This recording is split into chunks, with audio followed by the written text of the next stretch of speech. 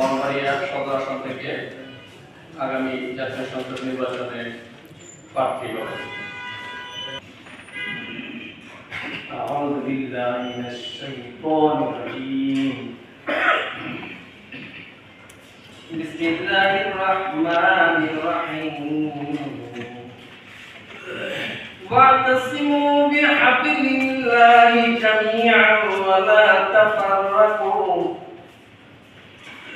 واذكروا نعمة الله عليكم إذ كنتم أعداء فألف بين قلوبكم فأصبحتم بنعمته إخوانا وكنتم على شفا حفرة من النار فأنقذكم منها كذلك يبين الله لكم آياته لعلكم تهتدون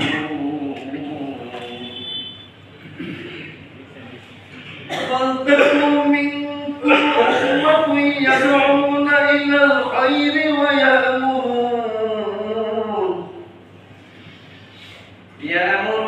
بالمعروف وينهون عن المنكر وأولئك هم المفلحون. And hold fast all together by rope which Allah stretches out for you, and be not divided among yourselves.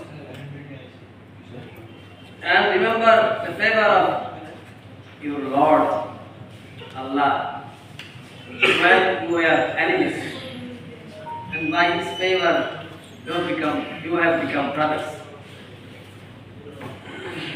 You were on the edge of fire, and He has saved you from it. Thus does Allah make clear to you His signs, so that you may get right guidance.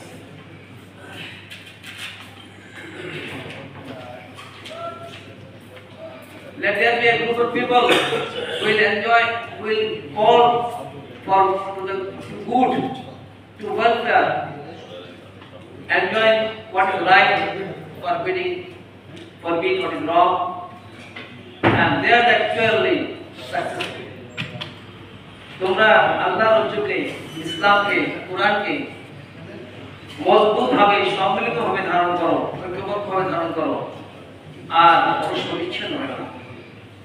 তোমরা তোমার মহান আল্লাহর সাথে আমাকে স্মরণ করো, যখন তোমরা পরস্পর বিচ্ছিন্ন ছিলে, শত্রু ছিলে, তারই অনুগ্রহে তোমরা পরস্পর ভাই ভাই হয়ে গেছো।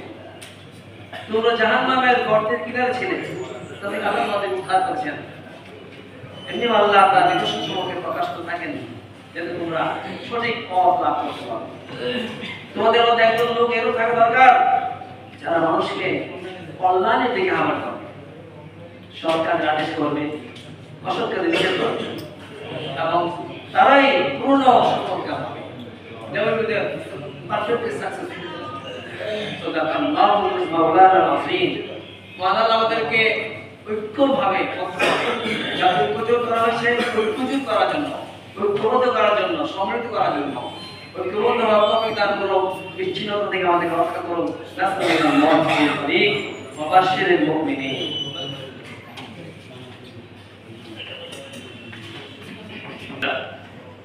খুব সুন্দর তর্জমা করলেন আমাদের পেশায়। এই পর্যায়ে আজকে প্রোগ্রামের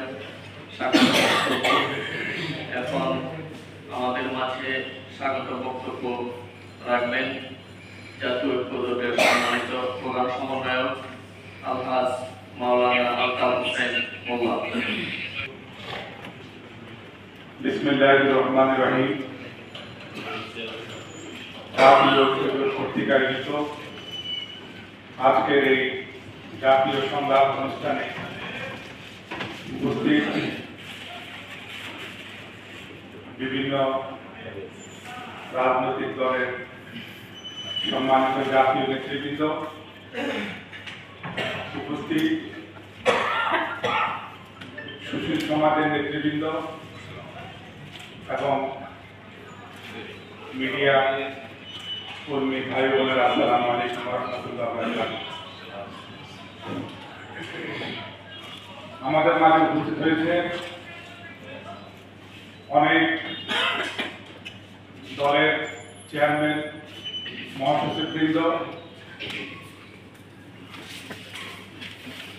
যারা আজকে কষ্ট করে আমাদের এই জাতীয় সংগ্রামে এসেছেন। আপনাদের সকলকে আন্তরিক অভিনন্দন জানাই। প্রিয় বন্ধুরা, আমাদের আজকের যে টপিক জুলাই সনদের বাস্তবায়ন, নির্বাচন ও কল্যাণ রাষ্ট্র শীর্ষক জাতীয় সংগ্রাম, এই প্রত্যেকটি বিষয় আজকে আমাদের রাষ্ট্রের জন্য সর্বমহলে আগামীতে কেমন রাষ্ট্র চাই আমরা, কেমন সমাজ চাই, এই বিষয়ে আমি মনে করি জুলাই সনদের বিষয়। আজকে আপনি যে প্রোগ্রামে যান সেখানে জুলাই সনদ এবং নির্বাচন এই বিষয়গুলোর উপরে সবাই এখন আলোচনা করে। কারণ 24শে জুলাই যে আন্দোলন হয়েছিল ছাত্র জনতা, সেই সংগ্রামে যারা শহীদ হয়েছে, আমি তাদের সকলের বিদেহী আত্মার মাগফিরাত কামনা করছি এবং যারা আহত হয়ে পঙ্গুত্ব বরণ করে আজকে যারা বিভিন্ন জায়গায় কষ্টে আছেন, মহান রব্বুল আলামিনের নিকট দোয়া করি আল্লাহ যেন তাদেরকে সুস্থতার নিয়ামত দান করে এবং তাদের নেক হায়াত দান করে। কারণ যদি সেদিন তারা অগ্রণী ভূমিকা পালন না করত, যদি সেদিন তারা এই সাহস না করত, তাহলে আজকে যে এই উন্মুক্ত স্থানে এই টপিক নিয়ে আমরা আলোচনা হয়তো আমাদের পক্ষে সম্ভব ছিল না। প্রিয় বন্ধুরা, যাদের রক্তের বিনিময়ে, যাদের অবদানে আজকে আমরা এই উন্মুক্ত পরিবেশ পেয়েছি, আমরা সব সময় তাদেরকে স্মরণ করতে হবে। যেভাবে আমরা 47, 52, 71 এইভাবে আমাদের যত সংগ্রাম হয়েছিল, সকল সংগ্রামে যারা নিহত হয়েছিল আমরা তাদের জন্য দোয়া করি এবং যারা আহত হয়েছেন তাদের সুস্বাস্থ্য দীর্ঘায়ু কামনা করছি। প্রিয় বন্ধুরা, আজকে দেখেন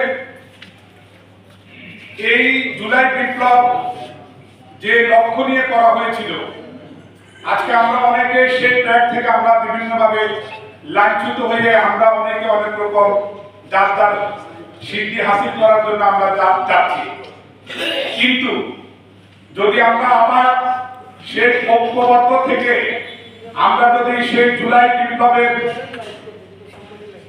সেই গাইডলাইনে যদি না থাকি, তাহলে হয়তো আবার আমাদেরকে সেই একটি বিপদের সম্মুখীন হতে হবে। তাই যখন আমরা একটি বিপদ থেকে রক্ষা পেয়েছি, আর যেন কোনো ভারতীয় দালাল এবং যারা এই দেশের স্বাধীনতা নিয়ে সবসময় আমাদেরকে পরাধীনতার শৃঙ্খল করিয়ে রাখতে চায়, তারা যেন অন্তত আমাদের উপরে কর্তৃত্ব করতে না পারে। আমরা আগামীতে কাউকে সেই সুযোগ দেব না ইনশাআল্লাহ। প্রিয় বন্ধুরা, আজকে এখানে এই জাতীয় সংলাপে আপনারা যারা নেতৃবৃন্দ আছেন, আপনারা গুরুত্বপূর্ণ আলোচনা রাখবেন। আমি আপনাদের সকলকে উদাত্ত আহ্বান জানাবো, আগামীতে আমরা কিভাবে একটি কল্যাণ রাষ্ট্র, যে রাষ্ট্র হবে ক্ষুধামুক্ত, যে রাষ্ট্র হবে দুর্নীতিমুক্ত, যে রাষ্ট্র হবে আপন জনসাধারণের বাসযোগ্য একটি রাষ্ট্র, সেই রাষ্ট্রের জন্য কাজ করার জন্য আমরা প্রত্যেকে যার যার অবস্থান থেকে ইনশাআল্লাহ আমরা কাজ করে যাব। আমরা কারো রক্ত চক্ষু এবং কোন রকম দুর্নীতিতে আমরা না জড়িয়ে আমরা একটি সুন্দর সুশৃঙ্খল রাষ্ট্র আমরা চাই। আজকে আমরা প্রত্যেকেই দুর্নীতি মুক্ত কথা বলি, কিন্তু দেখেন প্রত্যেকটি সেক্টরে সেক্টরে যদি দুর্নীতি থেকে যায়, শস্যের ভিতরে যদি ভূত থেকে যায়, তাহলে ভূত থেকে পালাবে। এই কারণে দুর্নীতিকে আগে নির্মূল করতে হবে। কোন কোন জায়গাতে দুর্নীতি থাকার কারণে একটি স্বৈরশাসক জন্ম হতে পারে, সেগুলোকে চিহ্নিত করে সেগুলোকে আগে সংস্কার করতে হবে। নির্বাচন অবশ্যই আমরা চাই, কারণ একটি জাতিকে সুশৃঙ্খলভাবে পরিচালনা করতে হলে একটি নির্বাচিত সরকার দরকার। তাই নির্বাচিত সরকারের আগে একটি নির্বাচিত সরকার এসে যেন সুন্দর একটি কাঠামো দিয়ে এই দেশকে পরিচালনা করতে পারে, তার জন্য একটি সংস্কার প্রয়োজন। তাই আগে সংস্কার করে সমাজের রন্ধে রন্ধে যত রকম দুর্নীতি আছে তা নির্মূল করার প্রয়াস করতে হবে। তারপরে যদি একটি গঠনমূলক নির্বাচন হয়, তাহলে সেই নির্বাচনে যারা জয়ী হবে, আমি মনে করি ইনশাআল্লাহ তারা এই দেশের মানুষের কল্যাণে কাজ করবে। না হলে গতানুগতিক সেই দুর্নীতিবাদ সেই দুর্নীতি থেকেই যাবে, তাহলে কোনো লাভ হবে না আমাদের। তাই প্রিয় বন্ধুরা, আমি আজকে আমাদের যে জুলাই সনদের বাস্তবায়ন, নির্বাচন করলাম, রাষ্ট্র শীর্ষক যে আমাদের টপিক, এই টপিকসের উপরে আপনাদের মূল্যবান মতামত, মূল্যবান বক্তব্য আশা করছি। ধন্যবাদ সকলকে। আসসালামু আলাইকুম।